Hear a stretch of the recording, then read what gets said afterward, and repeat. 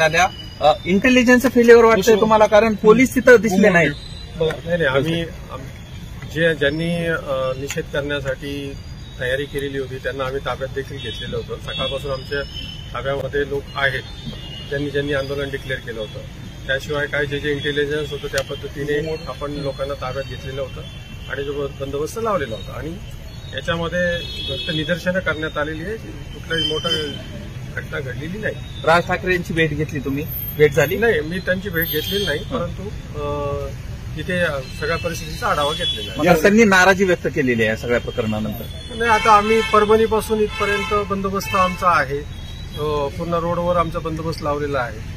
त्या पद्धतीने आमचं सगळ्या ठिकाणी पॉईंट लावलेले होते. आता किती जणांना ताब्यात तुम्ही घेतलाय, किती लोकांना आपण दाखवलंय? आपण 8 लोकांना आम्ही ताब्यात घेतलो आणि त्यांच्यावर गुन्हा दाखल करण्याची प्रक्रिया सुरू आहे. कारवाई काय? राज ठाकरे आज थांबणार आहेत? 8 काय कारवाई असणार म्हणजे आवश्यक ते कलमाप्रमाणे गुन्हा दाखल करू. आता परिस्थिती कशी आहे? म्हणजे राज ठाकरे बीडमध्ये थांबणार आहेत, परिस्थिती कशी आहे? शांतता आहे, बंदोबस्त आहे. Subscribe now and press the bell icon.